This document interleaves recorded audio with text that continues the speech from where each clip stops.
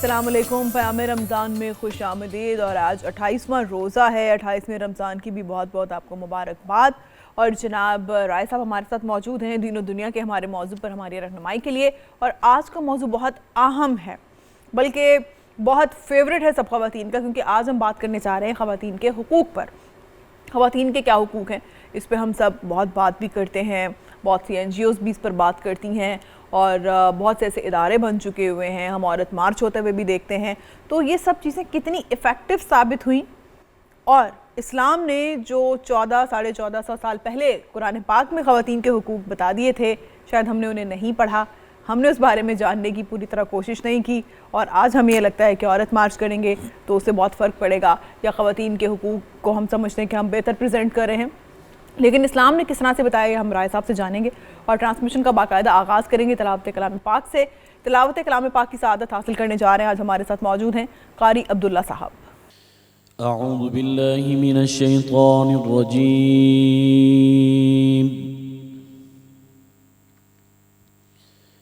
बिस्मिल्लाहिर रहमानिर रहीम।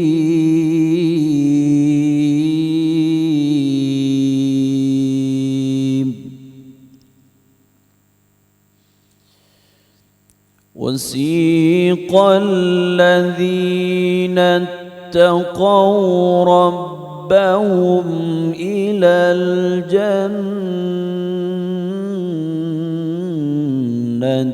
ज़ुमरा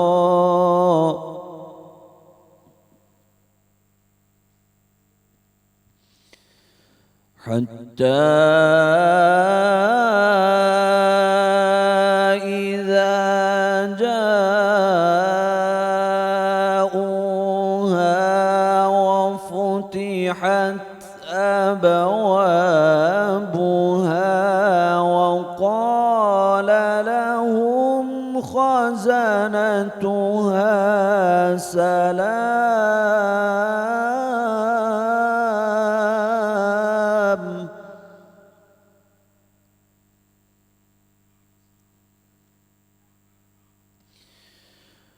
وقال لهم خزنتها سلام عليكم طبتم فادخلوها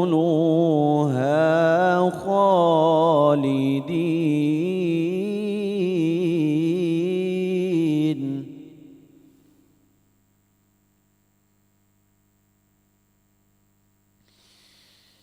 وقالوا الحمد لله الذي صدقنا وعده وأورثنا الأرض نتبوأ من الجنة حيث نشاء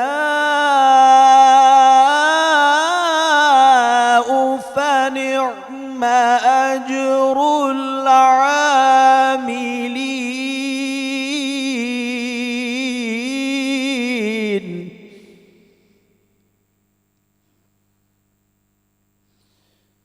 فنعم أجر العاملين. وترى الملائكة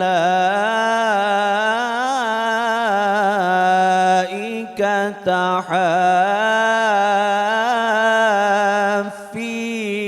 من حول العرش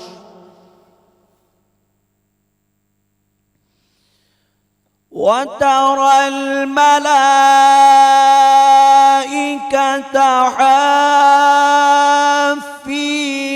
من حول العرش يسبحون بحمد ربهم وقضي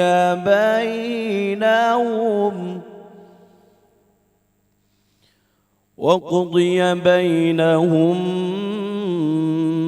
بالحق وقيل الحمد لله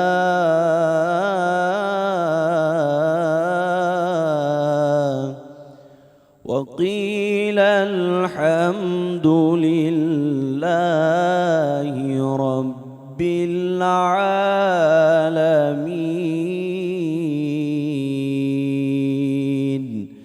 صدق الله العلي العظيم।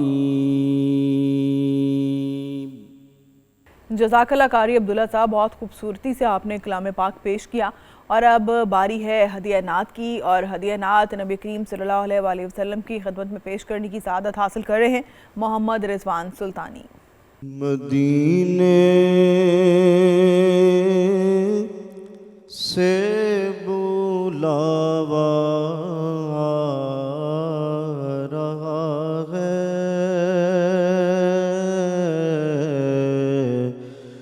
मदीने से बुलावा रहा है, मदीने से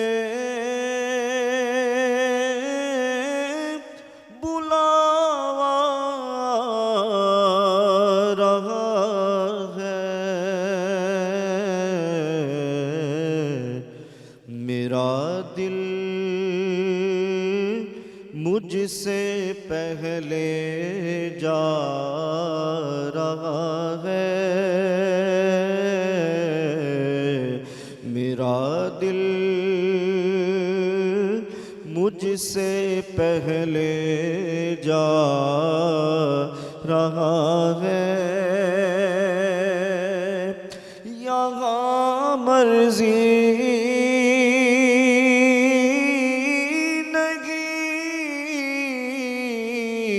चलती किसी की, यहाँ मर्जी नहीं चलती किसी की, मदीने वाला ही बुलवा रहा है, मदीने वाला ही बुलवा रहा है। शबे फुरकत से दिल घबरा रहा है, मदीना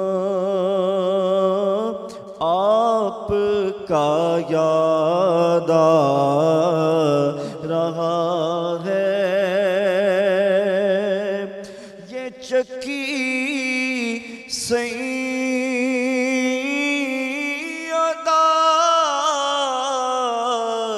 की चल रही है, ये चक्की सैयदा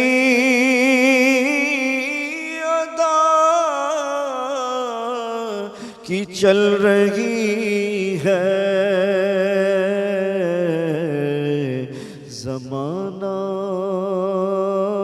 इनका लंगर खा रहा है, ज़माना इनका लंगर खा रहा है। और नवासों का वो सदका बांटते हैं, नवासों का वो सदका बांटते हैं। ज़माना जितना लंगर खा रहा है, मदीने से बुलावा रहा है। जज़ाकल्लाह मोहम्मद सुल्तान रिजवानी साहब, आपने बहुत ही खूबसूरत तरीके से नात पेश की है। और जनाब एक छोटी सी ब्रेक लेंगे, फिर अपने मौजू की जाने पढ़ेंगे। हुजूर मेरी तो सारी बहार आप से है,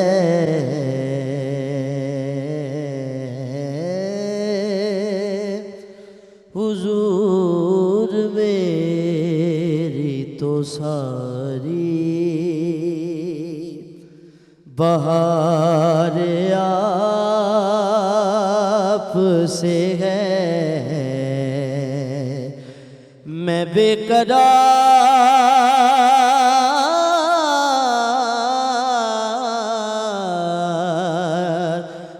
बेकरार हूँ, मेरा करार आप से है, हुजूर मेरी तो सारी बहार आप से है। और कहाँ वो से मदीना, कहाँ मेरी गस्ती, कहाँ वो से मदीना, कहाँ मेरी हस्ती।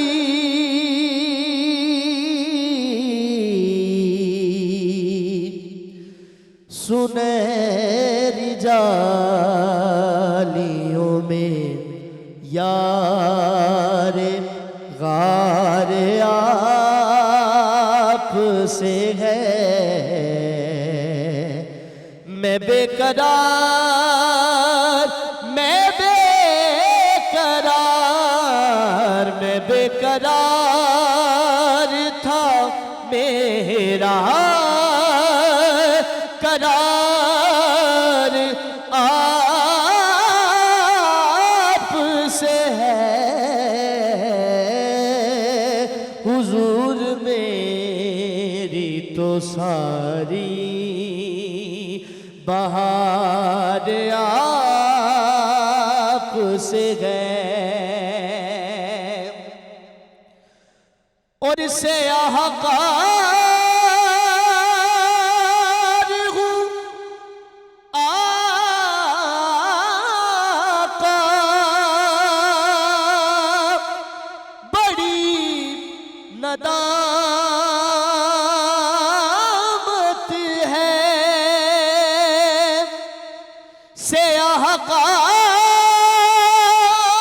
हूँ आका, बड़ी नदामत है। कसम खुदा की ये मेरा वकार आप से है। मैं बेकरार हूँ, मेरा करार आप से है,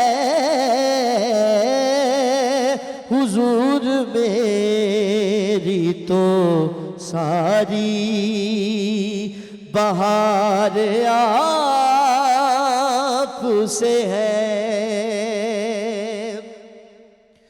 और मैं इस यकीन से जिंदा हूँ,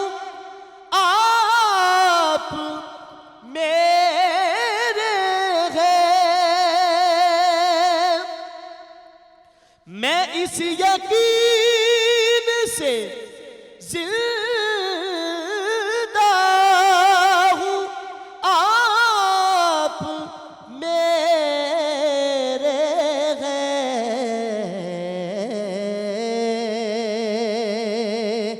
कसम खुदा की ये मेरा वकार आप से है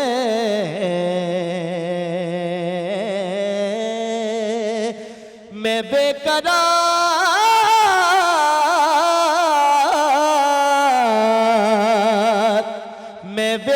बेकरार हूँ मेरा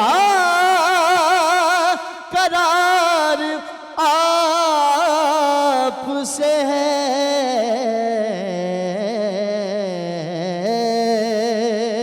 हुजूर मेरी तो सारी बहार आप से है। बढ़ते हैं अपने आज के दीनों दुनिया के मौजू की जानिब जो है ख़वातीन के हुकूक, और राय साहब हमारे साथ मौजूद हैं। अच्छा राय साहब, आपने जब रमज़ान स्टार्ट हुआ, हमारी आपकी मुलाकात हुई, तो मुझे याद पड़ता है कि शुरू के रोज़ों में आपने कहा कि हमारे घर में कल्चर नहीं है कि ख़वातीन को इफ्तार की तैयारी के नाम पे ना किचन में रोज़े के साथ इतनी गर्मी में झोंक दें कि भाई जाके आप जाए तैयारी करें, क्योंकि रोज़ा तो उनका भी है। तो ये मुझे बात आपकी याद है और हमेशा याद रहेगी कि कितनी खूबसूरत और एक छोटी सी मिसाल है ख़वातीन के हुकूक की, उनकी रिस्पेक्ट की, उसको रियलाइज़ करने की कि यार अगर घर में 4 मर्दों का रोज़ा है तो इन 2 औरतों का भी रोज़ा है। और अब हम उनसे ये एक्सपेक्ट करें कि ये टेबल सजा दें, ये भर दें इसको इफ्तार से। तो ख़वातीन के हुकूक की तो अल्लाह के रसूल सल्लल्लाहु अलैहि वसल्लम, फिर अल्लाह के कलाम पाक ने ख़वातीन के हुकूक तो मुकम्मल तौर पे बयान कर दिए। तो हमें 1400 साल के बाद ये क्यों याद आया कि अच्छा ख़वातीन के भी हुकूक होते हैं, अब इस पे औरत मार्च भी कर लें हम और NGOs भी इस पे बात कर लें, कि क्या है? बहुत शुक्रिया। देखें, औरत जो है ना, ये उसके बगैर तो कायनात ही नामुकम्मल है ना। आदम अलैहिस्सलाम जब जन्नत में थे और जन्नतुल फिरदौस में थे और तमाम दुनिया की जो हम तसव्वुर कर सकते हैं वो सहूलतें उनको मुयस्सर थीं, तो उन्होंने भी अल्लाह ताला से ये अर्ज़ की ना जी कि मुझे एक साथी की ज़रूरत है। और ये बहुत ही खूबसूरत एक रिश्ता है मर्द औरत का, और एक दूसरे के बगैर दोनों नामुकम्मल हैं। तो ख़वातीन को ये है कि बदकिस्मती से जो इस्लाम से पहले का मुआशरा था, जिसमें ये रोम की बादशाही थी या ईरान वाले थे या बाकी छोटी छोटी इराकी थी, हिंदुइज्म में भी हिंदुइज्म में अच्छा औरत को बहुत ही एक नीचे का दर्जा जो है ना रखा गया हुआ था। वो मतलब किसी ने कहा जी कि ये नापाक है, किसी ने कहा ये निजस है, किसी ने कहा ये शैतान, सारी शैतानी मतलब यहाँ से बुराई शुरू होती है, डेविल का नाम दिया। अच्छा, बाकी आप अंदाजा कर लेना कि जिंदा दरगोर कर देना, मतलब इतनी ज्यादा तो बुरा समझते थे ना बेटी को अरब में। और ये कोई इक्का दुक्का वाकया नहीं था। जी हाँ, कुछ ऐसे नेक लोग थे अरब में इस्लाम से पहले भी कि जो मतलब एक बंदा मार रहा है अपनी बच्ची को सिर्फ इसलिए कि लड़की पैदा हो गई, कल इसका रिश्ता होगा, फिर एक बंदा दामाद बनेगा, कैसे बेइज्जती समझते थे लोग एक औरत को। तो वो इनको खरीद लेते थे बच्चियों को, कुछ नेक लोग खरीद लेते थे कि वो कहते थे भाई ठीक है हमारी मलकियत है, हम नहीं कत्ल करते। तो एक शख्स थे, उनका नाम था सासा। उन्होंने इस्लाम कबूल किया और फिर वो हज़रत सासा रज़ी अल्लाह ताला अन्हु हो गए और उन्होंने हजूर अकरम सल्लल्लाहु अलैहि वसल्लम को बताया कि मैंने अकेले ने 360 लड़कियों को ऐसे जिंदा दरगोर होते हुए बचाया और उनको मैंने खरीद के अपने पास रखा। तो इससे इसके पैमाने का अंदाजा करें ना किस वसी पैमाने पे ये था उस मुआशरे में। यानी अब 14.5 साल पीछे जाके देखें ना, जब ये तस्वीर है कि जिंदगी का राइट भी नहीं है, वहां पे इस्लाम ने आके कहा कि भाई औरत तो माँ है।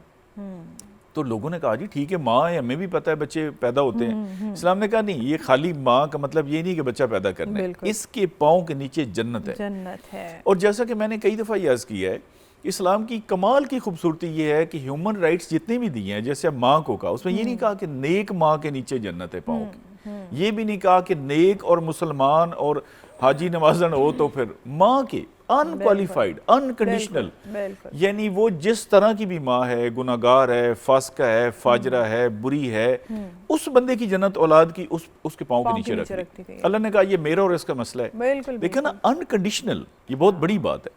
फिर अल्लाह ने बहन का दर्जा दिया, बेटी का दर्जा दिया। हज़रत आबिया बसरी से पूछा ना किसी ने उन्होंने कहा जी पैगंबर तो सारे मर्द हैं। उन्होंने कहा जी हम नबी नहीं हुआ करती। उन्होंने कहा हम नबी हुआ नहीं करती, हम नबी जना करती हैं। हाँ, उनकी माँ, ठीक है ना, नबियों की माँ। नाम देखे ना, अगर हर पैगंबर को किसी न किसी औरत नहीं जन्म दिया हजरत ना। ईसा अलैहिस्सलाम का देखे ना बाप नहीं है, लेकिन माँ उनकी माँ भी है। तो है, ठीक है ना हाँ, जी, बिल्कुल। बगैर बाप के अल्लाह ने कहा मैं पैदा कर दूंगा, लेकिन माँ का यहाँ भी True, आएगा। true, true. और हजूर अकरम सल्लल्लाहु अलैहि वसल्लम का देखे ना, वो फरमाते थे कि काश 6 साल की उम्र में आपकी वालदा मोहतरमा का विसाल हो गया सही। अब्वा के मकाम पे, तो आप फरमाते थे कि अगर मेरी माँ जिंदा होती और मैं नमाज पढ़ रहा होता, और नमाज से मुराद फ़र्ज नमाज वो कहते हैं, जी जी। और मेरी माँ मुझे आवाज़ देती मोहम्मद सल्लल्लाहु अलैहि वसल्लम, फरमाया मैं नमाज तोड़ के जाके कहता जी अम्मा जी। वाह वाह। इतनी अल्लाह ने फजीलतें दी। सुभान अच्छा, अब ये जो देखे ना, जो आपके कानूनी राइट्स हैं जी। वो तो बिल्कुल बराबर हैं। अच्छा, पहले ये था कि अगर एक बाप मरता था, लोगों ने पता है अरब में कई कई शादियां की होती थी, जी, जी, उसकी औलाद में बाकायदा उसकी बीवियां तकसीम हो जाती थी।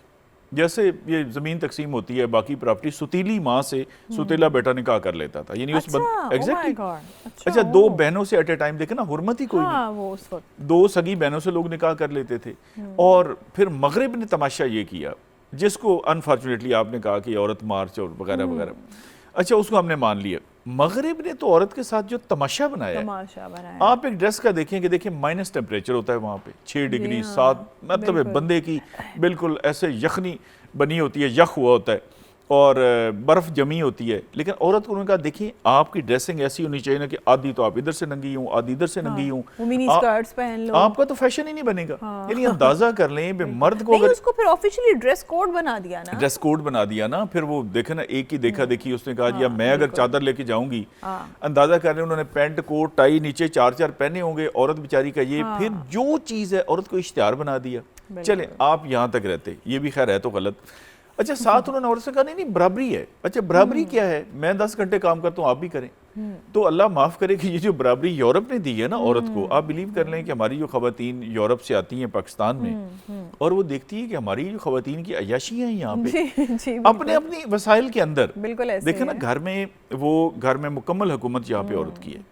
अच्छा, उसके अलावा उसका बेटा बेटी इज्जत कर रहे हैं, रिश्तेदार इज्जत कर रहे हैं, खामिद इज्जत कर रहा है, बाप इज्जत कर रहा है, भाई उसकी हिफाजत के लिए बीमार हो जाए तो पूरी फैमिली को बहुत पूरी फैमिली कि वो बेचारे उसकी खिदमत में फिक्र में लग जाते हैं। आप वो बता रही थी ना, एक टीवी पे आपको एक बहुत बड़ा प्रोग्राम ऑफर हुआ और अम्मी जी ने कहा नहीं करना, तो आपने कहा नहीं करना। तो यहाँ पे देखे ना जो अम्मा की पावर है, वो मैं कहता हूँ एब्सोल्यूट पावर है, वो शायद प्राइम मिनिस्टर की पावर नहीं, जो अम्मा जी की इख्तियारात है। तो इस्लाम घर की बादशाह है भाई, और ये इस्लाम नहीं दिया। अच्छा देखिए ना, इस्लाम ने फिर शादी में कहा बट सारा लाड प्यार है, लेकिन शादी में भी कहा कि नहीं, ये और लड़की से आप पूछिए आज़ाद मर्जी से, अगर वो नहीं चाहती तो बाप को कोई राइट नहीं है कि वो करे। वली के एक ऐसे ही कॉन्सेप्ट है ना, मैं आपको अर्ज करता हूँ कि हमारे ख़ानदान में हमारे कोई काफ़ी सारी लंबी बिरादरी, तो वो रिश्ते लोग आपस में करके ना मेरे वालिद साहब के पास आते थे। अच्छा। दोनों फैमिलीज कि जी हमने ना ये रिश्ता किया है तो जी आप बताएं ये ठीक है, बेचारे उन्होंने कर लिया तो वालिद साहब ने ये तो नहीं कहना गलत है, लेकिन एक इज्जत थी ना, हेड ऑफ द फैमिली थे तो इज्जत थी। इस्लाम ने वली का यही कॉन्सेप्ट रखा है कि बाप को बिल्कुल खारिज ना कर दें, लेकिन एक्चुअल उसमें अगर कॉन्फ्लिक्ट आता है तो फिर मर्जी चलेगी लड़की की। अच्छा, विरासत में देखे ना, विरासत में आपको पता है कुरान पाक में जो आयतें हैं विरासत की, उसमें मर्द का लिखा ही नहीं है, मर्द बुनियाद नहीं है। उसमें लिखा गया कि औरत का इतना है लड़की का, उससे 2 गुना मर्द का, यानी बुनियाद या इकाई या सास जिसे हम कहते हैं ना, बेस, वो औरत को बनाया गया। अच्छा, इसमें जो 2 गुना मर्द को दिया गया है, वो बाप है, वो भाई है, वो शौहर है, तो उसमें से एक हिस्सा तो खातून को आ जाना होता है, शायद इसलिए तो नहीं 2 दे दिए गए। मैं कहता हूँ औरतें देखें डबल लेना होता है ना, माँ बाप से भी लेना है और उसने खाविंद की विरासत से भी लेना है। बिल्कुल। और सबसे बड़ी चीज ये है कि वो जितना मिलना है वो तो उसका है ना, ये तो हो गया ना मेरा, इसमें तो आप एक पैसा मांग नहीं सकते, पूछ नहीं सकते, मांगना तो दरकिनारे, आप औरत से पूछ नहीं सकते कि भाई ये प्रॉपर्टी गई किधर। सारी जिम्मेदारी खर्चे की, सारी जिंदगी के लिए पूरे घर की और उस खातून की, वो मर्द के ऊपर है। राय साहब निजाम ही बिगड़ गया है। अब एक बड़ी तादाद मर्दों की है जो शादीशुदा हैं, बीवियां कमा रही हैं, वो आराम से बैठे हुए हैं, तो फिर इस तरह मर्दों ने भी तो माशरे में एक इम्बैलेंस, एक बिगाड़ पैदा कर दिया ना। भाई आप क्यों नहीं काम कर सकते? देखिए जब हम कुरान हदीस को छोड़ेंगे फिर यही हालात होंगे। देखिए ना, अगर किसी गाड़ी का आप ब्रेक भी खराब कर दें, क्लच भी खराब कर दें, तो लगेगी बजेगी कहीं जाके, या गाड़ी जाएगी या बंदा जाएगा। और इंपॉर्टेंट क्वेश्चंस मुझे आपसे रेस करने हैं, इस पर एक छोटा सा ब्रेक ले रहे हैं, व्यूअर्स साथ रहिएगा। शाहे मदीना, शाहे मदीना, तैबा के वाली, सारे नबी सवाली शाहे मदीना, शाहे मदीना। जलवे हैं सारे तेरे ही दम से, आबाद आलम तेरे करम से, आबाद आलम तेरे करम से। बाकी हर एक शय, बाकी हर एक शय नक्शे ख़याली सारे नबी तेरे दर के सवाली। Shah Medina, Shah Medina. जलवे हैं सारे तेरे ही दम से, आबाद आलम तेरे करम से। बाकी हर एक शय, बाकी हर एक शय नक्शे ख़याली सारे नबी तेरे दर के सवाली। Shah Medina, Shah Medina. है नूर तेरा शम्सो कमर में, है नूर तेरा शम्सो कमर में। तेरे लबों की लाली सहर में, तेरे लबों की लाली सहर में। फूलों ने तेरी, फूलों ने तेरी खुशबू चरा ली सारे नबी तेरे दर के सवाली। Shah Medina, Shah Medina. तैबा के वाली सारे नबी तेरे दर के सवाली। Shah Medina, Shah Medina. तूने जहाँ की महफिल सजाई, तूने जहाँ की महफिल सजाई। तारीखियों में शम्मा जलाई, तारीखियों में शम्मा जलाई। हर सिमत छाई, हर सिमत छाई। है बदली काली सारे नबी तेरे दर के सवाली। Shah Medina, Shah Medina. या रसूल अल्लाह, या हबीब अल्लाह, या रसूल अल्लाह, या हबीब अल्लाह। क़याम रमज़ान में जनाब बात हो रही है आज बड़े ही अहम बर्निंग इशू है ये है ख़वातीन के हुकूक़ की। तो अच्छा ऐसा जो हमारे अपने माशरे में हमारी पाकिस्तानी ख़वातीन हैं, माशाल्लाह बड़ा उनका किरदार है माशरे में, पढ़ी लिखी और घर भी संभालती हैं, बच्चे भी देखभाल करती हैं और दफातर में काम भी करती हैं। और मुझे नहीं पता इस अब शरई तौर पे ये बात ठीक है नहीं, लेकिन जो ख़वातीन शौहर का बोझ बांटने के लिए फ़ाइनेंशली जॉब कर रही हैं तो वो तो अच्छा ही कर रही हैं, ठीक है ना? उसमें देखिए दो कैटेगरीज हैं। अच्छा। एक कैटेगरी वो है कि बोझ से क्या मुराद है। एक बोझ से ये मुराद है कि मैं गरीब आदमी हूँ, मैं कहीं ड्राइवर हूँ, नैब कासिद हूँ, मजदूर हूँ, मैं पूरा जोर लगा रहा हूँ और घर नहीं चल रहा, और मेरी बेगम अगर साथ कोई भी जॉब कर लेती हैं या कोई सिलाई कढ़ाई या किसी न किसी तरह से हेल्पफुल होती है तो वो तो बहुत बड़ी बात है। ठीक है। एक है कि नहीं जी हमने ब्रांडेड में आना है, गाड़ी हमारे पास ये होनी चाहिए, सूट ये होना चाहिए, हमने रहना फलां मोहल्ले में नहीं रहना, फलां जगह रहना है। वो स्टेटस के लिए अगर वो घर से बाहर निकली है तो फैमिली का सत्यानाश तो हो गया। ये पक्की बात है। वो देखे ना, हमारा एक दोस्त था, अमेरिका में थे हम एक दफ़ा, तो वो कहता है जी माँ के कदमों के नीचे अल्लाह ने जन्नत रखी है। कहता है वो बच्चे जब घर आते हैं तो माँ जॉब पे गई होती है, जब वो आती है तो बच्चे सो रहे होते हैं, तो बाज़ औक़ात बच्चों को और माँ की मुलाकात। देखिए जिन माओं ने बच्चों को टाइम दिए, जिन माओं ने दिए, उनकी औलाद अल्लाह ने कहाँ से कहाँ पहुँचा दी। मुझे बता दें, पाकिस्तान में पिछले 50-60 साल में कोई बड़ा आदमी पैदा हुआ है? देखें नहीं, अल्लामा इकबाल इधर ही थे ना, सियालकोट में पैदा हुए। फैज़ अहमद फैज़ को लगाएं, कायद आज़म को देखें, आपको बड़ी पर्सनैलिटीज़ मिलती थी। अच्छा, और ज़्यादातर इनकी माएँ पढ़ी लिखी नहीं थी, सिर्फ ये एक बच्चे को टाइम देती थी। ये अल्लाह ने कैसी वाइब्स रखी है ना। अब देखें ना, ये मैकेनिकल लाइफ आप जितनी बनाते जाएंगे, घर के 8 बंदे हैं, 8 के 8 ही जॉब्स कर रहे हैं। अच्छा, जॉब करके क्या करना है कि वो जी मैंने, अगर आप थोड़ा सा अपना खर्चा कंट्रोल कर लेना, 80% केसेस में म्याना रवि से चले, म्याना रवि जो कल हमने बात की, तो बता दिया हुआ है। बिल्कुल। अच्छा, वो स्टेटस के लिए अगर आप जाते हैं तो वो तो आप अपनी फैमिली को तबाह कर रहे हैं। अच्छा, एक चीज़ और मुझे बताएं, ये हमारी सोसाइटी में जब हमारे मौलवी हजरात इस्लाम और ख़वातीन के बारे में बताते हैं तो वो इस तरह से प्रेजेंट करते हैं, ऐसा लगता है जैसे वो एंटी वुमन चीज़ें बता रहे हैं। उसका नतीजा क्या होता है कि ख़वातीन ये समझती हैं कि यार शायद इस्लाम तो औरतों के ख़िलाफ़ है। वो हमेशा वो बताएंगे कि भाई आपको दूसरी शादी का बिल्कुल हक है। अच्छा, अगर आपकी बीवी वो कोई गलती करती है तो आप उसकी पिटाई भी लगा सकते हैं, आप उसे वही जो एक है ना, आपने कहा था कि उसका भी तरीका है कि अगर आपने उसको कुछ समझाना है या पनिश करना है तो वो भी बड़ा, लेकिन वो बताते ही हमेशा घुमा फिरा के हैं। तो उससे क्या होता है कि ख़वातीन के अंदर एक खौफ पैदा हो जाता है। उनको ये लगता है कि यार शायद अगर हम मज़हब की तरफ आएंगे तो ये तो हमें बुरके पहना के बंद कर देंगे कमरों में, तो हमें बाहर नहीं निकलने देंगे। और ये कोई बताता ही नहीं है। बहुत कम उलमा ऐसे अनफॉर्चुनेटली जिन्होंने ख़वातीन को उनके राइट्स बताएं कि इस्लाम ने कितने राइट्स दिए हैं। देखिए ना, इस्लाम में बैलेंस रखा है इस्लाम ने हर चीज़ का। इस्लाम ने औरत को, मैंने कहा ना कि अल्लाह ने मेरे लिए सोना हराम कर दिया, रेशम हराम कर दिया, आपके लिए अल्लाह ने हलाल कर दिया। अब इससे ज़्यादा अल्लाह ताला अपने कानून देखे ना अलग अलग बना रहा है। अच्छा, मुझे यहाँ पे शेव दे दी क्योंकि मर्द की वो थी, औरत को खूबसूरती देखे ना, औरत की भी शेव आ सकती है।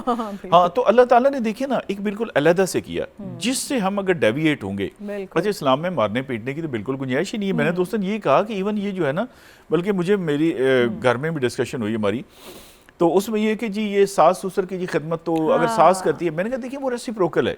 अगर सास अपने नवासे नवासियों को या पोते पोतियों को करती है तो बहुत अच्छा करती है, लेकिन किसी बंदे की बीवी पे ये फ़र्ज़ नहीं है कि वो पूरे ससुराल की खिदमतें करे, इवन आपके गेस्ट की। लेकिन इस्लाम ये कहता है देखिए वो करेगी, इसका मतलब क्या है, मेहरबानी, तो खामिद शुक्रगुजार होगा, फिर खामिद उसके साथ अच्छा करेगा। अब देखें इस्लाम में ये फ़र्ज़ तो नहीं ना कि आप नवाला तोड़ के बीवी के मुँह में डालें, तो इस्लाम ने कहा कि डालें, हज़रत सल्लम ने सुन्नत है ना कि नवाला डालें। अब ये बेसिकली प्यार मोहब्बत के रिश्ते हैं। और उसमें मैंने कहा कि ये जो बात है ना सख्ती वाली, अगर औरतों को उनके राइट्स पता चल जाए, आप बिलीव कर लें यहाँ पाकिस्तान में मसला सिर्फ इम्प्लीमेंटेशन का है। आपको ये पता हो कि ये मेरे 32 राइट्स हैं, मैं देखिए मुझे ये नहीं मिल रहे। किसी बाप की डेथ होती है, आपको सबसे पहले, मतलब मेरे वाले साहब की डेथ हुई, हमने अपने चम्मच तक बांट के 24 घंटे के अंदर अंदर अपने सिस्टर्स को दिया। अल्हम्दुलिल्लाह, उनका राइट है। बहुत शुक्रिया जनाब राय साहब ने, मुख्तसर वक्त में, लेकिन हमारी पूरी कोशिश थी कि एक जामे गुफ्तगू हो इस पर, और ख़वातीन को इस्लाम ने जो राइट्स दिए हैं वो उस बारे में जान सकें कि 1400 साल पहले अल्लाह ने, अल्लाह के नबी ने, अल्लाह के कलाम ने ये बता दिया था कि ख़वातीन की सेफ्टी, उनके राइट्स अल्लाह की तरफ से दिए गए हैं। ये कोई NGO या कोई बाहर का कोई दूसरा मुल्क या मुआशरा नहीं दे सकता। हम राय साहब को शुक्रिया अदा करेंगे, एक छोटी सी ब्रेक लेंगे, साथ रहिएगा। क़याम रमज़ान में खुश आमदीद जनाब, हमारे मेहमान हमें ज्वाइन कर चुके हैं और इसलिए भी वो अपनी एक अहमियत रखते हैं क्योंकि आपका ताल्लुक़ पॉलिटिक्स से है, MPA हैं। मेरे साथ इस वक्त मौजूद हैं सैयद सलमान शाह मेहदी, और आपका ताल्लुक़ तहरीक इंसाफ से है।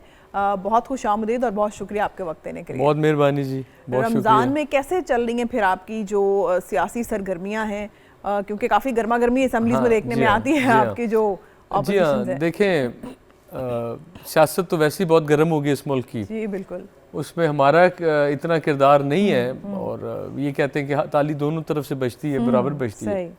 मैं तो शुक्र अदा करता हूँ कि रमज़ान आया कि थोड़ी सी ठंडक आई है इस सियासत में। सही। लेकिन वो भी सिर्फ मतलब सड़कों की हद तक है। ऐवानों में अभी भी बहुत गर्मा गर्मी है। देखिए, जब तक नाइंसाफ़ी का निज़ाम नहीं रुकेगा तो चीज़ें कभी भी स्ट्रीमलाइन नहीं होंगी। सही, तो उसके लिए जब तक आप चीज़ें, अगर आप चाहते हैं कि हालात ठीक हों तो दोनों तरफ से ये स्टेप लेना चाहिए। हम तैयार हैं, हम हम कानून के पासदार हैं। कि वो तैयार हैं, आप लोग तामुल नहीं कर रहे हैं, आप कहते हैं हम तैयार हैं। मैं एक बात में आपका जवाब दे देता हूँ। अगर गवर्नमेंट तैयार है, अच्छा 2 दिन पहले गुजरांवाला की अदालत ने जी 5-5 साल की सजाएं सुनाई हैं 9 मई में। मैं आपसे एक सवाल करता हूँ कि जब कोई पॉलिटिकल पार्टी कोई इज्तिमा करती है, कोई स्ट्रीट लाइट तोड़ देती है या कोई मेट्रो बस का शीशा टूटता है, क्या वो स्टेट का नुकसान नहीं है? उन क्रिमिनल्स को या उन लोगों को तो कभी मैंने सजा होते नहीं देखी। अच्छा, तो 9 मई में जिसने किया है उसने भी माफ़ी मांगी है, जिसने नहीं किया उसने भी माफ़ी मांगी है, तो माफ़ी अब मिल जानी चाहिए। ये कौम के बच्चे हैं, अब ये तो माफ़ करने वालों की मर्जी है ना, तो जब तक वो माफ़ नहीं कर रहे इसका मतलब है कि वो तैयार है ही नहीं सुलह के लिए। अच्छा, तो आप इस बात को इससे जोड़ें जी, कि आप वो खुद तैयार सोचें। नहीं है। अच्छा चलिए, ये तो ईवान की बात हो गई, ये तो खैर पॉलिटिक्स की बात होगी। आपकी तो माशाल्लाह आपका जो पॉलिटिकल बैकग्राउंड है वो तो आपकी फैमिली से चला आ रहा जी है, हाँ, जी और हाँ। जितना मैं जानती हूँ कि आप तहरीक इंसाफ में हैं और आपके कुछ बड़े जो हैं वो दूसरी मुस्लिम लीग सियासी में, जी जमात हाँ। में। बिल्कुल, तो फिर घर में भी क्या इसी तरह ईवान की तरह सियासी गर्मा गर्मी रहती है, या कि घर में नहीं कुछ ठंड जी, माहौल बात है? ये है कि हमारी ब्लड लाइन एक है, लेकिन हमारी सियासत और हमारे अब घर अलहदा हो गए। अच्छा, मतलब वो मेरे वालिद की जगह मेरे चाचा और काबिल एहतराम है, जी जी, बिल्कुल। लेकिन सियासी तौर पे सही। वो मैं समझता हूँ वो अभी गुमराह हैं मेरे बड़े हैं। और ये तो मजाक की बात है, उनका अपना, मेरे वालिद भी जी मुस्लिम लीग ही रहे हैं ऑल हिज लाइफ। अच्छा, सही। मैं वहाँ दूँ जो कि राय हक पे आ गया हूँ इस अच्छा, फील्ड में। क्योंकि आपने पार्टी चेंज की तो आपने मुझे उसको इमरान राय खान हक का साहब नाम दे पसंद दिया। हैं। अच्छा चलिए, वो तो जी, आपकी जाती चॉइस है ना। जी मेरी जाती चॉइस है जी, सही। बिल्कुल। अच्छा, तो किस तरह से फिर रमज़ान में जो आपकी सरगर्मियां हैं सियासी, उन्हें कैसे तरतीब देते हैं? क्योंकि पॉलिटिक्स जो है ये काफ़ी मेहनत का काम है, आपको अपने हल्के के लोगों से मिलना, फिर असेंबलीज में प्रेजेंट होना, जी, ऐसे लोग जी। अपने मसाइल भी लेके आते हैं, तो कैसे फिर क्या आप कामों को जरा ब्रेक दे देते हैं रमज़ान में? नहीं, there is no break in this field. मैं आपको बताऊं, लोग भी ब्रेक नहीं करने। आपको मेरी हालत से अंदाजा हो गया होगा कि मैं बगैर ब्रेक के यहाँ पे पहुंचा हूँ। सही। अब अर्ज ये है कि जी रोजे हैं तो पब्लिक को मैं ये नहीं कह सकता कि आप लोग मुझे 8 बजे कॉल ना करो सुबह में, बिल्कुल। मतलब वो भी नहीं सुनना चाहते, और शायद उनके अपने मसले मसाइल इतने हैं, वो किसके पास जाएं? किसके पास जाए? ट्रू। फिर इट गेट्स फिर डिफिकल्ट। वोट लोग इसीलिए देते हैं ना कि आप उनकी आवाज उनका बने। हक भी है। बिल्कुल, तो कभी मैं फ़ोन मिस कर भी जाता हूँ, सही। फिर मैं गिल्टी भी फील करता हूँ, फिर मैं कॉल तो बैक भी है। कर लेता हूँ, लेकिन मामला बस चलते रोज़ों में सही। मुश्किल हो जाता है। हाँ, ये मुश्किल फील बड़ी तो- सख्त ये तो है। फिर है। बल गुजर है जी, हौसले से रमज़ान गुजर है। तो क्या तवक्को करते हैं? अब देखें ना, महंगाई तो कोई भी गवर्नमेंट कंट्रोल नहीं कर पाई, टू बी ऑनेस्ट। जी हाँ, ना आपके पसंदीदा लीडर कर पाए, और आपके नाकदीन कहते हैं, और जो फैक्ट्स एंड फिगर्स भी बताते हैं कि महंगाई का जो सिलसिला है ना वो शुरू तब हो गया था, ऐसे ही है। अब वो फिर आगे बढ़ता ही गया। अनफॉर्चुनेटली कोई भी गवर्नमेंट, कोई भी लीडरशिप उसे कंट्रोल नहीं कर सकी, पीछे नहीं ला सकी। मैं इस बात पे देखें, इतने इकोनॉमिस्ट हमने बुलाए, इतने एक्सपर्ट्स बुलाए। सही। आपका क्वेश्चन, आपने इतना अच्छा क्वेश्चन पुट अप किया है कि अक्रॉस द बोर्ड शायद किसी के पास भी इसका आंसर ना हो, लेकिन जो एक फैक्ट की बात है कि जब कोविड आया था सही। तो ग्लोबली चीज़ें, हालात बहुत ख़राब हो गए थे। आप इस बात की विटनेस हैं। Remember। उस हवाले से इमरान खान साहब की तब जो पॉलिसी थी, इवन दो कि मैं तब पीटीआई में नहीं था, अच्छा। मैं तब नहीं था पीटीआई में, तब भी मैं फिर भी ये देख रहा था कि खान साहब ने जिस तरह चीज़ें चलाई हैं, हमारे कारोबार बैंकरप्सी से बच गए। तो उस तरह ग्लोबल इफेक्ट हमें उतना नहीं हिट हुआ, और फिर कोविड के बाद चीज़ें स्टेबल नहीं हो सकी। हम फिर भी काफ़ी स्टेबल रहे। अगर ये आप समझते हैं महंगाई की वजह कोरोना था, या फिर गलत पॉलिसीज भी इसकी वजह हो कोरोना सकती हैं? प्लस सम रॉन्ग पॉलिसीज, क्योंकि देखें खान साहब को भी खुल के काम तो करने दिया नहीं गया। अच्छा। जब देखें आप, अगर मुझे क्रिकेट का शौक है, मैं आपको एक एग्जांपल देता हूँ, मुझे बहुत शौक है क्रिकेट का। आप मुझे कहें जी कि सलमान आप क्रिकेट टीम ले जाएं और आप वेस्ट इंडीज़ का मैच करें, अगर मुझे पसंद के बैट्समैन नहीं देंगी, मुझे बॉलर पसंद नहीं देंगी, मैं उधर आउट हो जाऊंगा, हार के आऊँगा। इट्स वेरी कॉमन, मतलब एक थिंकिंग की बात है। तो इस तरह जो टीम बना के दी गई, अब आप देखें राजा सिकंदर सुल्तान साहब, तो प्राइम मिनिस्टर ने खुद नहीं बनानी होती है, उन्हें बना के दी। ये अब आप चाहती हैं कि मैं इफ्तारी घर पे ना करूं, ना और करूं, मतलब कहीं और वो मैंने नहीं, हम इसको इतना तो मैं थोड़ा लाइटर समझदार हूं। नोट पे बात कर हाँ लेते जी, हैं हाँ, इस पे। नहीं देखें, जैसे अभी जो गवर्नमेंट है, आप समझते हैं कि वो उनके पास इख्तियारात पूरे हैं, वो खुल के काम कर रहे हैं, कर सकते हैं, आपके लीडर की गवर्नमेंट से बेहतर कर सकते हैं अगर बात इख्तियारात की। जी मैं आपको बता दूं, सिर्फ आप ये देख लें कि क्या PMLN मोहसिन नकवी साहब को वज़ीर दाखिला रखती कभी भी, और उनको PCB भी देती साथ में। अच्छा। PCB का उनका मोस्ट फेवरेट थे जी नजम सेठी साहब, उनको नहीं दे सके वो। अब they rule this country at the moment, PMLN की गवर्नमेंट है, नजम सेठी फिर तो साहब, आपको उनसे हमदर्दी होनी चाहिए। मुझे बहुत है, वो आप ही की तरह फिर नहीं वो भी मुझे तो बहुत बेचारे हमदर्दी नहीं है, है। मुझे बहुत हमदर्दी कि ये तो बहुत बुरा फंसे, इनको समझ ही नहीं आ रही है कितना बुरा फंसे। अच्छा, उन्हें समझ नहीं आ रही, उन्हें समझ तो शायद आप हो, लोगों को आ हमें तो रही है। नजर आ रहा है अच्छा, कि इनके ओके। साथ क्या होने जा रही है। पब्लिक में ये फारिग है, अच्छा, और आपने वो तो खैर सारे कौम ने देखा है 8 फेब को कि कौम ने तो उनको रिजेक्ट कर दिया। अच्छा, अब जो इनके मेहरबान है वो, मैं तो समझता हूँ कि वो भी इनको रिजेक्ट कर गए तो इनको हुकूमत दी है कि बिल्कुल ही ऐसे ना फारिग हो जाएंगे। I think so with in a year और 2। अच्छा, आपके फैमिली में माशाल्लाह जो आपके चचा हैं, आपके वालिद ने भी PMLN में शमूलियत रखी, चचा आपके अभी भी उधर ही जी, हैं। अभी भी हैं, लेकिन जी। आपने तहरीक इंसाफ तब ज्वाइन की जब वो they are in hot waters, वो जी हाँ। मुश्किलात में घिरे हुए थे। हाँ जी। तो फिर क्या सोच के, किस वजह से आपने एक ऐसे टाइम में ज्वाइन किया? मुझे जी मेरी वालदा वो रिटायर्ड प्रोफेसर हैं पंजाब यूनिवर्सिटी से, अच्छा। पठान है। अच्छा। और वो हमेशा मुझे कहती थी कि सलमान मेरी बड़ी ख्वाहिश है कि तुम कभी इमरान खान की टिकट से लड़ो। अब बीइंग अ मुस्लिम लीग की फैमिली, मैं कहता था ये पॉसिबल नहीं है। उन्होंने वैसे ही सोचा भी कैसे? उनको बस वो उनको अच्छा। था। और ठीक है। एक और बात बताऊं जी, आपके कैमरे के सामने मैं ये बात कहूँगा कि मेरे वालिद पूरी ज़िंदगी नून लीग में रहे, अच्छा, लेकिन ज़कात उन्होंने हमेशा शौकत खान को शौकत दी। का क्योंकि उनको ये पता था, कहते थे यार ये तुम्हारा जो लीडर है ना, मेरा यानी तुम्हारा, वो ईमानदार बहुत है। तो ये मेरे वालिद साहब तब भी कहते थे, और अब वो ये बात देखें, मानते हैं वो ये आप अगर खुदा ना अल्लाह ना करे आपको कभी शौकत खाना में जाना पड़ जाए, आपको तब रियलाइज होगा कि अच्छा। इमरान खान ने इस कौम के साथ कितना बड़ा एहसान किया। एहसान किया। नहीं, वाकई वहाँ पे इस तरह से चीजें होती हैं, मेरी बहुत मैं- ट्रांसपेरेंसी के नहीं, मैं आपको साथ, बताता और हूँ, मेरी आम लोगों सगी को खाला support किया जाता है। 2005 में वहाँ पे गई इलाज के लिए। अच्छा, उन्होंने एफिडेविट लिख दिया कि वो अफोर्ड नहीं कर सकती। 10,000 रुपये में उनका इलाज हुआ कैंसर का। और मेरे चाचा, यही जो साजिद चाचू अब MN है, अल्लाह इनको और जिंदगी दे से दे, ये भी कैंसर पेशेंट थे। ये भी उसी साल उधर गए, अच्छा, वहीं से। और इन्होंने वो इलाज 15 या 20 लाख में करवाया, ठीक है। जो मेरी खाला ने 10,000 में करवाया। तो मैं देख रहा था, एक तरफ खाला एक तरफ चाचा है, एक पैसे दे के, और हमें नहीं पता था कि कौन पैसे दे के करवा रहा है, कौन फ्री करवा रहा है। यानी एक पेशेंट की रिस्पेक्ट को वो इस Exactly. तरह से उसकी प्राइवेसी। तो अब आप इस बंदे को आप मतलब ये शौकत खानम का ही हम उसका देना नहीं दे सकते, टू बी वेरी ऑनेस्ट। अच्छा, अब इंस्पायरेशन तो चले आपके पास है, बीइंग इन MP आप क्या समझते हैं, क्या कर सकते हैं अपने हलके के आवाम के लिए? क्योंकि अभी आप कह रहे हैं कि इतने कोई इख्तियारात भी नहीं जी है, हाँ। तो क्या होप है, क्या तवक्को है, और आपके जो हलके के अवाम हैं उनके जो बेसिक या मेजर इश्यूज हैं वो क्या हैं? हल्के की आवाम, वैसे उनकी दिलेरी को मैं सल्यूट करता हूँ। इतने ज़्यादा मसाइल में घिरे हुए हैं, वो भी मैं आपको अभी बताऊंगा। लेकिन उन्होंने कहा है कि सलमान, हमें पता है कि बीइंग इन ऑपोजिशन, और इस किस्म की ऑपोजिशन, हमें आपसे कुछ नहीं चाहिए। Just do not leave Imran Khan. अच्छा। इमरान, अभी मैं गया हूँ जी परसों बुरे वाला, कोई बुजुर्ग बैठे थे, मैं फातिया पे गया हूँ, बुजुर्ग, और उन्होंने मेरे से सवाल क्या किया है, सलमान साडा खान कदों आएगा बाहर? बाबे, मतलब कि 75 साल जो उनके फैंस हैं या Yes. उनके फॉलोअर्स तो मैंने कहा जी इंशाल्लाह अल्लाह जल्दी ले आएगा, तो ना फिक्र करो, हाँ, मतलब हौसला तो देना, और आएगा खान साहब बाहर इंशाल्लाह। देखिए इंसाफ मिलना ही मिलना है एक दिन।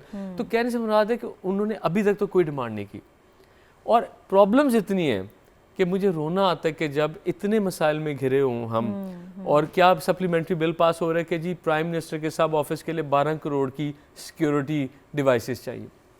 12 करोड़। मैं लुडन से जीता हूँ, 8 साल से दौलतानों की हुकूमत थी, और 8 साल से सीवरेज उबली पड़ी है, 8 साल से सीवरेज चोक्ड है लुडन की। हाँ, वही ना। तो 4 करोड़ में लुडन को ठीक कर लेते, प्राइम मिनिस्टर की सिक्योरिटी के 12 करोड़ जरा हफ्ता ठहर के लगा लेते। सही, 3 करोड़ की मर्सिडीज के टायर हफ्ता ठहर के डाल लेते। अच्छा। मतलब मुझे ये नहीं, जो जनूबी पंजाब की ये पट्टी है जहाँ से आपने भी जी हाँ, कंटेस्ट किया, आप जी जीते हाँ। हैं, आप लुडन का कह रहे हैं, फिर ये बुरे वाला, विहाड़ी, ये जी सारे मसाइल तो उनके भी वही हैं कि वहाँ पे सिक्योरिटी का इशू है, एजुकेशन का रेशो अच्छा नहीं है, महंगाई तो खैर फिर वो पूरे मुल्क में तमाम आवाम का वही है। तो ये जज्बाती बातें अच्छी भी लगती हैं कि आवाम आपको इमोशनली सपोर्ट कर रहे हैं, आपकी उनको एक अखलाकी सपोर्ट आपके साथ है, लेकिन सारे उम्मीदें तो होती हैं ना, बहुत उम्मीदें हैं उनके दिलों में हैं, वो बोले ना, लेकिन वो उनकी आंखों में नजर आ रहा है। हाँ, exactly. और उस हवाले से जब अपनी बेबसी का भी एहसास होता है ना, कि देखिए टीचर्स हैं, 275 एक चाक के आपको एग्जांपल दे देता हूं, 5 साल से टीचर्स हाजिरी लगवा रही हैं और कोई क्लास लेने नहीं आई अभी तक। अब हम किसका गिरबान पकड़े, मुझे पता है। नून लीग की हुकूमत थी, उससे पहले PTI की हुकूमत थी, लेकिन मेरे चाचा MNA थे, और नून का ही एमपीए था और पीटीए हार गई थी वहां से, उन्होंने भी बॉदर नहीं किया जो हारे हुए कैंडिडेट से। देखें, बात करनी चाहिए मेरिट पे। जो पीटीआई वहां से लूज कर गई थी उन्होंने भी नहीं पुट अप किया, उन्होंने सोचा तो इलेक्शन हार गए, छोड़े इस काम को। और जीती पीएमएलएन थी, वो कहते हैं हमारे पास इख्तियार नहीं था, इमरान खान प्राइम मिनिस्टर थे। अब इस तरह आवाम तो रुल जाती है, रुल जाते हैं बिल्कुल। ये हुआ। उस वक्त उनके पास इख्तियार नहीं था, अब आपके पास नहीं है। अभी तो खैर पहला साल है आपका, लेकिन अल्लाह बेहतर करेगा। फिर अगर लाइक अभी 4 साल बाकी हैं माशाल्लाह, तो क्या 5 साल में देखते हैं कि आखिर 5 साल का एक वक्त है, अरसा है, कभी तो कोई अच्छा वक्त आएगा ना कि आप कुछ कर पाएं उनके लिए, आपने कोई ऐसा प्लान किया होगा? कि जिस दिन अल्लाह को रहम आ गया और फॉर्म 45 खुल गए सारे, अच्छा, तो इसी गवर्नमेंट में, इसी टेन्योर में इमरान खान प्राइम मिनिस्टर बन जाएगा। 70-80 सीटें उसकी चोरी हुई हैं, आपको भी पता है। वैसे ये अभी दीवाने का ख्वाब नहीं, दीवाने ख्वाब नहीं। यहाँ पे everything is possible in this country. इस मुल्क में कोई दीवाना नहीं है और कोई ख्वाब नहीं है। कभी मियाँ साहब ने सोचा था एग्जाइल में कि वो इस तरह सारी अवाम के सर पे जूता रख के पाकिस्तान आएंगे और प्राइम मिनिस्टर बनेंगे? कभी सोचा था उन्होंने? इससे उनकी हुकूमत है। मरियम बीबी ने कभी नहीं सोचा था। 27,000 वोट उन्होंने लिया और सीएम है, मैंने 45,000 वोट लिया, मैं अपोजिशन में बैठा हूँ। तो इधर कोई ना दीवाना है और कोई चीज़ ख्वाब नहीं है, हर चीज़ हो जाती है। आप कि सही दरवाजे पे दस्तखत देने की ना जो देर है वो अच्छा चलें, देर है अंधेर नहीं है इंशाल्लाह। अच्छा, सीएम माशाल्लाह ये पंजाब की तारीख में पहली बार हुआ खातून सीएम है। तो लास्ट क्वेश्चन है मेरा आपसे, वक्त कम रह गया, तो उन्हें आप किस तरह से उनकी परफॉर्मेंस देख रहे हैं? वो बहुत एक्टिव दिखाई देती हैं जिस तरह हम उनको देखते हैं, उनके विजिट्स देखते हैं, और फिर जिस तरह जो उन्होंने अपना एजेंडा अपना मंशूर दिया था कि ये चीज़ें मैं करना चाहती हूँ, मेरा ख्वाब है कि इस तरह से एजुकेशन को भी किया जाए और जो मॉडर्न एजुकेशन है उससे भी हमारे बच्ची को इंट्रोड्यूस किया जाए। तो अभी उनकी परफॉर्मेंस, उनके जज्बे किस तरह से देखते हैं आप? देखिए, अनड्यू क्रिटिसाइज किसी को भी नहीं करना चाहिए। बिल्कुल बिल्कुल। जो on the look of things नजर आ रहा है कि वो एफर्ट बहुत कर रही है, अच्छा, लेकिन उनको कोई रिमाइंड करा दे कि वो वजीर आला पंजाब है, वजीर आला लाहौर नहीं है। वो जो भी फोटो सेशंस चल रहे हैं ना, वो विद इन लाहौर काफी हद तक मैनेज्ड है। आप बीबी यहाँ से निकले ना जरा हमारे इलाके में, वहाँ पे तो वाली इधर तो बड़े बड़े अफसर बैठे हैं बहुत, तो वो सीएम पंजाब बनी है ना, या वो सीएम पंजाब छोड़ के वो कोई नई ओहदा आईनी निकाल के सीएम लाहौर बन जाए। अभी और ज्यादातर फोकस उनका कि जी 70 अरब के प्रोजेक्ट्स हैं मियाँ साहब के नाम के, मियाँ साहब कैंसर हॉस्पिटल, मियाँ साहब मोटरसाइकिलें, मियाँ साहब फलां। तो थोड़ा सा मियाँ साहब से बाहर निकल आए और अवाम के ना असल इश्यूज को देख लें। फोटो सेशंस भी चलते रहते हैं जब आप काम कर रहे होंगे। तो कहा था कि मेरी हमेशा डेली की जो मीटिंग है वो आगाज ही उसका जनूबी पंजाब से हुआ करेगा, तो होपफुली के देखिए मैं वही कह रहा हूँ, मैं अनड्यू क्रिटिसाइज नहीं करूंगा, अभी इट्स टू अर्ली, उनको भी थोड़ा सा टाइम देते हैं और देखते हैं। हाँ, अभी से मैं शुरू हो जाऊँ नहीं जी ये तो वो कोई मुनासिब बात नहीं है। बहुत शुक्रिया सलमान आपका, आप अपना कीमती वक्त दिया और हमारे सवालों के जवाब भी दिए। जनाब एक छोटी सी ब्रेक लेंगे, साथ रहिएगा। हमको अपनी तलब से सिवा चाहिए, हमको अपनी तलब से सिवा चाहिए, आप जैसे हैं वैसी अता चाहिए, आप जैसे हैं वैसी अता चाहिए, क्यों कहूँ ये अता वो अता चाहिए, क्यों कहूँ ये अता वो अता चाहिए, उनको मालूम है हमको क्या चाहिए, उनको मालूम है हमको क्या चाहिए, एक कदम भी न हम चल सकेंगे हुजूर, एक कदम भी न हम चल सकेंगे हुजूर, हर कदम पर करम आपका चाहिए, हर कदम पर करम आपका चाहिए, आप अपनी गुलामी की दे सनद आप अपनी गुलामी की दे दे सनद,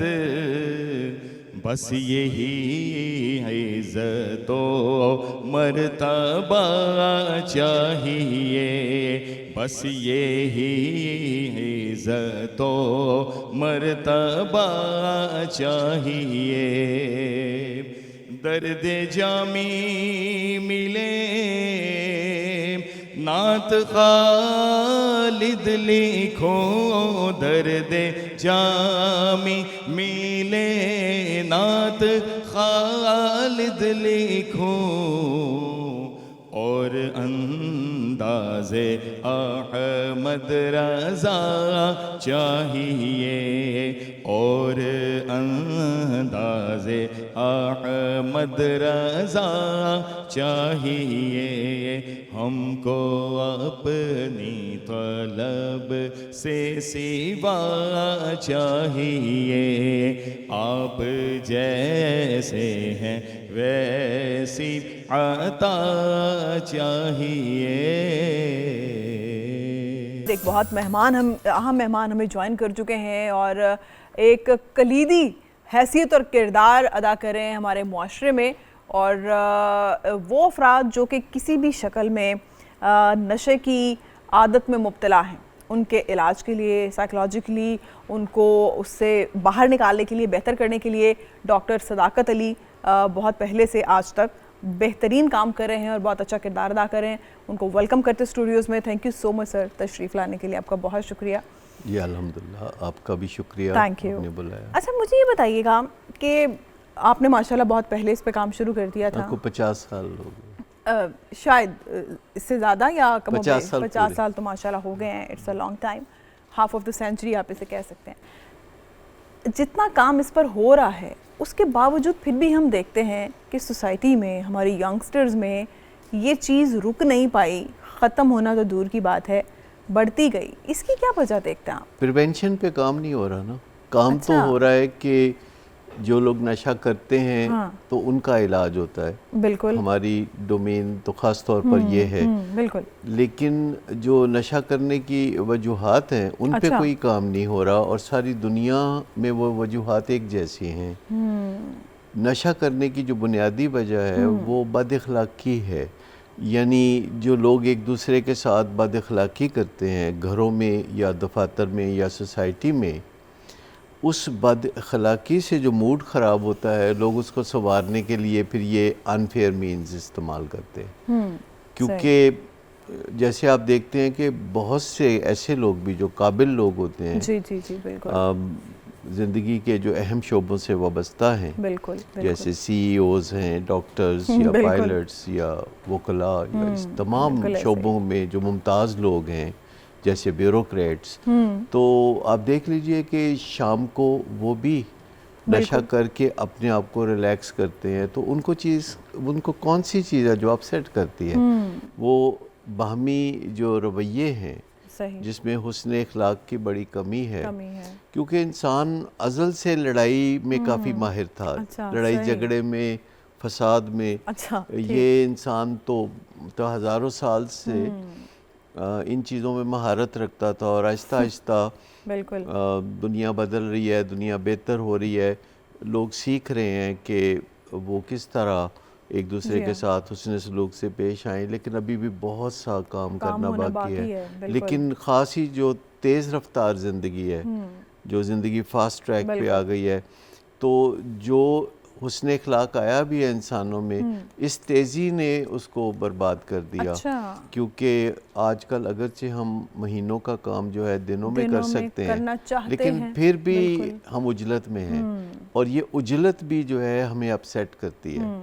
तो आप यूँ समझें कि कुछ रवैये हैं जिन्हें हम नशई रवैये कहते हैं। नशई रवैये वो होते हैं जो नशे की तरफ ले जाते हैं। अच्छा। और ये भी कुछ स्पेसिफिक बिहेवियर्स होते हैं कि इंसान माइल होता है ड्रग्स की तरफ? कुछ रवैये हैं जैसे कि कम्पेटिटिवनेस है, मुकाबलेबाजी एक दूसरे के साथ, यानी हम बच्चों को भी कहते हैं कि तुमने अव्वल आना है। बिल्कुल बिल्कुल। या हम समझते हैं कि एक स्ट्रेस क्रिएट कर देते हैं ना, मुआशरे में भी हमसे ज़्यादा मुमताज़ कोई ना हो। बिल्कुल। अब देखिए तमगों के लिए कितनी दौड़ होती है। तो पर्सनल एक्सीलेंस जो है उससे बहुत बेहतर चीज़ है कि किसी का मुकाबला करने की बजाय आप अपना ही मुकाबला करते रहें, अपने आप को बेहतर बनाते रहें। दूसरी चीज़ जो नशे की तरफ ले जाती है वो कम्बैटिवनेस है, यानी लड़ाई झगड़े के ज़रिए फ़ैसले करना, ताकत के ज़ोर पे फ़ैसले करना, जीत हार बनाना, किसी को पछाड़ के उसके ऊपर सवार होना। बिल्कुल बिल्कुल, वो ये ना स्ट्रेस है कि आपने अपने दिमाग को हर वक्त एक मुकाबले की दौड़ में लगाया हुआ है। अच्छा, अभी आप जैसे आपने बात की कि पढ़े लिखे अफराद, मेच्योर अफराद, आपने कहा जैसे कि हाईली डिजिग्नेटेड, वो भले कोई गवर्नमेंट ऑफिसर्स हों या कोई CEOs हों किसी भी प्राइवेट फार्म के, वो तो चलें, उन्हें तो बेशुमार चैलेंजेस का सामना करना पड़ता है अपने प्रोफेशन में, इधर उधर एक कोई कंपटीशन की दौड़। लेकिन अनफॉर्चुनेटली जो एक रेशो देखने में आ रही है, स्कूल्स और कॉलेजेस में जो बच्चे हैं वो इस अपने बिल्कुल इनिशियल स्टेज से ये चीज़ें शुरू कर रहे हैं। अब इसकी वजह चेक एंड बैलेंस ना होना है, आज़ादी का ज़्यादा मिलना है, बच्चे इस तरफ क्यों आ गए हैं? देखिए, बच्चों का भी एक काम धंधा होता है जिसे पढ़ाई कहते हैं। ठीक है। और अगर 100 साल पहले की निस्बत आज देखा जाए तो बच्चों के बस्ते कितने बड़े हो गए हैं। जी बिल्कुल। और उनका करिकुलम कितना मुश्किल हो गया है। सही। तो उसके लिए बच्चों को कुछ महारतें चाहिए ताकि वो अपने पढ़ाई के निज़ाम को अच्छी तरह से चला सकें। और वालिदैन की तरफ से प्रेशर होता है और स्कूल के अंदर असातिज़ा की तरफ से प्रेशर होता है। तो बच्चे उस प्रेशर को बाज़ औक़ात सह नहीं सकते। उसका तरीका यह है कि बच्चों को हम कुछ ज़िम्मेदारियां बहुत अर्ली ऑन दें ताकि उन्हें पता चल सके कि अमली ज़िंदगी में आगे चल के उन्हें कैसे किरदार अदा करना है। ठीक है। यानी बच्चे अपने किताबें खुद संभालें, वो अलार्म लगाएं, खुद जागें, वो अपना होमवर्क खुद करें। माँ बाप बच्चों का होमवर्क बहुत ज़्यादा करते हैं और बच्चे अपना एक टाइम टेबल बना के एक लचकदार रवैयों के साथ ज़िंदगी गुजारें, ज़िद्दें ना करें। हर वक्त जो माँ बाप से होती है फरमाइश के ये चाहिए या वो चाहिए। तो ये जो बच्चों को थोड़ा सा खुद शनासी की तरफ भी माइल करने की ज़रूरत है, उनके साथ कुछ हकीकी बातें 5-7 साल की उम्र में करने की ज़रूरत है और उन्हें अगली ज़िंदगी, आने वाली ज़िंदगी के लिए तैयार करने की ज़रूरत होती है। जब बच्चे ये नहीं कर सकते तो कोई ना कोई बदबख्त उन्हें फिर ऐसे तरीके सिखाता है कि सिगरेट पी लो या इस तरह का कोई काम कर लो। और तो पेरेंट्स को आप क्या एडवाइस करेंगे? एक तो आपने कहा कि सख्ती ज़्यादा नहीं होनी चाहिए, लेकिन हर पेरेंट्स आखिर बच्चों को पुश तो करता ही है ना कि बेटा तुम फर्स्ट आ जाओ, अच्छे ग्रेड्स आ जाए। तो क्या वो बच्चों को ये भी ना कहें? फिर तो बच्चे बिल्कुल ही पढ़ना चौपट हो जाएगा। रेफरेंस नहीं होना चाहिए। अच्छा, कंपैरिजन ना बच्चे का अपना जो रेफरेंस है कि तुमने पहले ये सीखा है तो अब तुम ये सीख सकते हो। ठीक है। उसमें सख्ती का जो लफ्ज़ है वो कोई कारामद भी नहीं है। ताकत आपकी कभी भी लॉन्ग टर्म नताइज नहीं देती। आप हमेशा मज़ाकरात से बातचीत कर सकते हैं, बच्चे को शौक़ दिला सकते हैं, उसे अमली ज़िंदगी में कैसे कोप करना है वो सब कुछ आप अर्ली ऑन सिखा सकते हैं। लेकिन उसके लिए बच्चों को बहुत अर्ली ऑन ज़िम्मेदार बनाने की ज़रूरत है, जबकि हम पहले 10-12 साल बच्चों को बिल्कुल उनके हाल पे छोड़े रखते हैं, कोई ज़िम्मेदारी नहीं देते। जबकि देहातों में आप देखें कि जो छोटे बच्चे होते हैं वो माँ बाप की उस काम में मदद करते हैं। जो भी माँ बाप कर रहे होते हैं वो खेतों में उनके साथ काम करते हैं, स्कूल से वापसी पे वो जानवरों की देखभाल करते हैं। एक और चीज़ हम बात कर रहे हैं सख्ती की कि बहुत बेजा सख्ती ना करें, बच्चों का कंपैरिजन किसी और के साथ ना करें कि वो कॉम्प्लेक्स में ना आ जाए, उन्हें उन्हीं की ज़ात से शनासाई करवाएं। पहले ज़मानों में जो हमारे वालिदैन और फिर हमारे नाना नानी, वो पेरेंट्स आप नहीं समझते वो ज़्यादा सख्त थे और बच्चे बहुत ज़्यादा उन्हें आज़ादी हासिल नहीं थी, लेकिन नतीजतन बच्चे फिर भी ड्रग्स की तरफ नहीं गए और वो प्रोडक्टिव रहे। तो क्या आज ड्रग्स की अवेलेबिलिटी ज़्यादा हो गई है कि बच्चे एक शॉर्टकट ढूंढते हैं रिलैक्स होने के लिए कि अच्छा मुझे डांट पड़ी, मेरी इंसल्ट हो गई, उन्होंने स्ट्रेस लिया, क्या पोजीशन अच्छी नहीं आई, बात तो स्ट्रेस की है ना, घूम फिर के कहीं से भी प्रेशर क्रिएट हो गया। इन ड्रग्स की अवेलेबिलिटी इतनी आसान हो गई है, कॉमन हो गई है, इसलिए वो इस तरफ जा रहे हैं या सिर्फ सख्ती ही फैक्टर है? देखिए, सख्ती तो माजी बईद की बातें हैं। अब तो 2 जनरेशंस ऐसी गुजरी हैं जिनके साथ सख्ती का रवैया नहीं होता। तो आप मुड़ के वापस माजी में तो नहीं जा सकते। और बहुत सी ऐसी चीज़ें, पहले लैंड नंबर होता था, अच्छी भली बातचीत हो जाती थी, तो क्यों छोड़ा हमने, क्यों हमने सेल फ़ोन की तरफ रुजू किया। तो पहले अगर सख्ती से बच्चों को संवारा जाता था, तो आज अगर नरमी से संवारा जा सकता है तो तरक्की की अलामत तो इसे ही कहेंगे। अगर पहले सख्ती होती थी, आज भी सख्ती करते रहे, तो फिर तो हम जमूत तारी हो गया ना, फिर हमने कोई तरक्की तो ना की। तो जो काम भी ज़ोर लगा के करना पड़े या जो काम करते हुए तकलीफ़ हो हमें या दूसरों को, वो तरीक़ाकार तो ठीक नहीं है। सही। वालिदैन पढ़ा लेते थे ज़ोर ज़बरदस्ती करके, पर बच्चों में घुटन पैदा हो जाती थी, बच्चों के दिल में वालिदैन के साथ कोई कुर्बत पैदा नहीं होती थी। और आहिस्ता आहिस्ता अब ज़माना चूँकि बदल गया है तो चीज़ें आसानी से होने लगी हैं और बेहतरीन तरीके आ गए हैं। और उसके लिए अब दुनिया भर में जो पेरेंटिंग के तरीके हैं उसमें गोल सेटिंग करना, फिर अगर बच्चे वो काम करके दिखाएं तो उनको शाबाश देना, अगर ना करें तो उन्हें दोबारा गोल सेटिंग करना या फिर उन्हें थोड़ा बताना कि नज़रसानी करो अपने रवैये पे। तो सख्ती जो है ये अज़ल से चली आ रही है और इसको अभी हम छोड़ने के लिए मेंटली तैयार नहीं है। हम समझते हैं कि सज़ाएं ही लोगों को दुरुस्त रास्ते की तरफ ले जा सकती हैं, तो ऐसी बात नहीं है। आज की साइंस गोल सेटिंग में यकीन रखती है, तारीफ में यकीन रखती है, रिवॉर्ड में यकीन रखती है और रिवॉर्ड्स को रोकने में यकीन रखती है, पनिशमेंट में यकीन नहीं रखती। तो साइंस बदल रही है और उसके साथ साथ हमें अपना थोड़ा वो मिजाज में भी तब्दीली लानी चाहिए, उसकी थोड़ी अल्ट्रेशन करनी चाहिए। जनाब डॉक्टर साहब ने बहुत ही यूज़फुल सारी जो उनका एक्सपीरियंस है अभी तक का, उन्होंने आगाह भी किया, पेरेंट्स के लिए भी एडवाइजेस दी हैं और बच्चों के लिए भी एडवाइजेस दी हैं और यहाँ पे हम उनका शुक्रिया अदा करेंगे उनका कीमती वक्त देने के लिए। यहाँ पे एक छोटी सी ब्रेक, साथ रहिएगा। अस्सलाम वालेकुम, प्यामे रमज़ान के किचन में खुशामदीद है। आज एक दफ़ा फिर मैं इफ़्तार के लिए बहुत ज़बरदस्त इफ़्तारी लेकर आई हूँ जो मैंने बनाई है। और सबसे पहले मैं बताती चलूँ कि मैंने अपने हैंड वॉश किए हैं लाइफ बॉय के हैंड वॉश के साथ। और ये मेरी आदत है कि जब भी मैं सुबह उठती हूँ तो सबसे पहले मैं अपने हैंड वॉश करती हूँ लाइफ बॉय के हैंड वॉश के साथ। और मैं यही कहूँगी आप सबको भी, जब भी आप लोग किचन में जाएं स्पेशली या सुबह उठते हैं सबसे पहले आप अपने हैंड वॉश करें लाइफ बॉय के हैंड वॉश के साथ, और ताकि आपकी अब जो आने वाली ईद है वो भी खुशगवार गुजरे, आप बीमार ना हों और आपके बच्चे भी बिल्कुल बीमार ना हों। और ये बहुत ज़रूरी है हर घर के लिए। इसी के साथ साथ मैं आपको बताती चलती हूँ कि आज हमने सबरोसो की जो डिफरेंट रेसिपी ट्राई करते हैं, आज भी अपने इफ्तार में बनाने लगे हैं सबरोसो के चिकन समोसा। और उसी के साथ साथ जो मैंने बनाया है वो है मिनी पिज़्ज़ा, उसके साथ है स्वीट में मैंने बनाया है गुलाब जामुन, और जो ड्रिंक है वो है ऑरेंज पुदीने का जूस। तो सबसे पहले मैं बताती चलूँ, जो मिनी पिज़्ज़ा है उसमें मैंने लिया है मैदा 4 कप, ख़मीर है 1 चाय का चम्मच, नमक है 1 चाय का चम्मच, इसमें लेना है गर्म पानी 1 कप, जो पनीर है वो आपने लेना है 1 कप, चेडर चीज़ है 1 कप, मोज़रेला चीज़ है 1 कप, जैतून जो हैं आप ऑलिव्स ले लें अगर आपको पसंद है 10 से 15 अदद, शिमला मिर्च है क्यूब कटी हुई 2 अदद, ऑयल लेना है आधा कप, और चिकन टिक्का क्यूब्स अगर आपको बाज़ार से इजीली अवेलेबल हो जाएं तो आप वो ले लें 1 कप, अदरवाइज़ आप घर में भी चिकन टिक्का बना सकते हैं। इसमें सबसे पहले हमने मैदा, ख़मीर, नमक और गर्म पानी से आटे को गूंद लेना है और अच्छी सी इसकी डो बना लेनी है और इसको रेस्ट करवाना है तकरीबन 1 से 2 घंटे।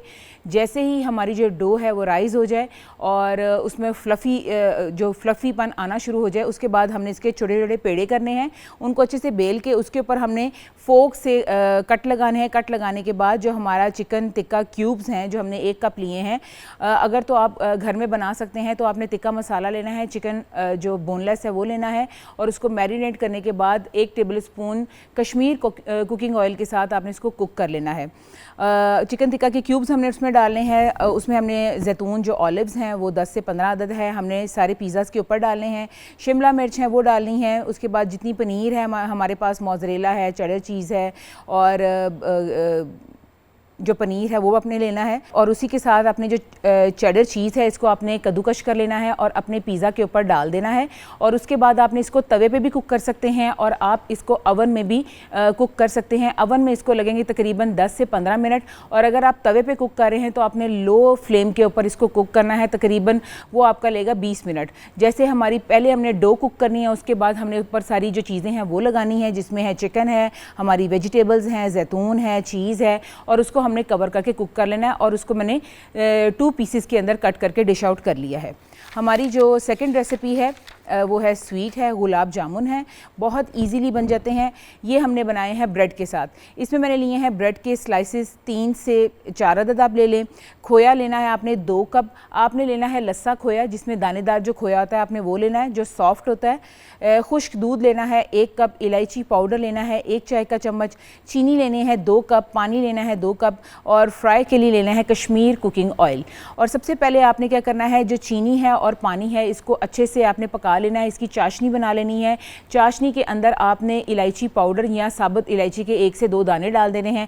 इसको कवर करके आपने साइड पे रख देना है। उसके बाद आपने करना है ब्रेड स्लाइसेस लेने हैं, खोया लेना है, खुश्क दूध लेना है। इनको आपने अच्छे से अपने हथेली से मसल लेना है। मसल लेने के बाद इसको अच्छे से गूंद लेना है। गूंदने के बाद एक अच्छी सी जब डो बन जाएगी तो आपने इसमें 1 table spoon Kashmir cooking oil डालना है और उसके बाद आपने इसके गोल गोल से जो गुलाब जामुन है वो आपने बना लेने हैं और इसको फ्राई करना है। आपने स्लो फ्लेम पे फ्राई करना है कश्मीर कुकिंग ऑयल के अंदर। आपने जब इसके फ्राई करने का तरीका कुछ ऐसा है कि आपने फ्लेम को पहले हाई करना है, उसके बाद बिल्कुल स्लो कर लेना है और जो गुलाब जामुन है उसमें ऐड करने हैं और जैसे ये कुक होते जाएंगे ये ऊपर फ्लोट करना शुरू कर देंगे और हमारे गुलाब जामुन का जो कलर है वो चेंज होना शुरू हो जाएगा। जैसे ये कुक हो जाए उसके बाद आपने इसको जो चाशनी हमने बनाई है उसके अंदर आपने डिप करना है। डिप करने के बाद आपने इसको कवर कर देना है। तकरीबन 10 से 15 मिनट आपने डिप करने के बाद इसको आपने डिश आउट कर लेना है। जो हमारी थर्ड रेसिपी है वो है ऑरेंज पुदीने का जूस। इसमें हमने लिया है ऑरेंज तकरीबन 10 अदद। आपके पास अगर जूसर मशीन है तो सबसे अच्छा है, अगर आपके पास नहीं है तो आप इसको ब्लेंडर में भी बना सकते हैं। पुदीना लेना है तकरीबन 1 चाय का चम्मच लेने चॉप किया हुआ। चीनी लेनी है 2 खाने के चम्मच, गाजर लेनी है 5 अदद। और अगर आप इसको जूसर मशीन में निकाल रहे हैं तब तो आपको इसको स्ट्रेन करने की ज़रूरत नहीं पड़ेगी, लेकिन जब आप इसको सारे को ब्लेंडर में डालेंगे, अच्छे से ब्लेंड करेंगे तो इसको स्ट्रेन करने की ज़रूरत पड़ेगी। और लास्ट में हमने इसमें आइस डालनी है और अच्छे से इसको ब्लेंड कर देना है और ग्लासेस में पोर कर लेना है। और लास्ट में भी मैं आपको बताती चलूँ मैंने जाते जाते कि आपने लाइफ बॉय से हैंड वॉश करना नहीं भूलना। अपने और अपने घर वालों की सेहत का पूरा ख्याल रखना है। रमज़ान में आपने अपने ये जो खुशियां हैं इसको आपने महफूज करना है और अपने आने वाली जो ईद है उसकी तैयारी आपने अच्छे से करनी है लाइफ बॉय हैंड वॉश के साथ।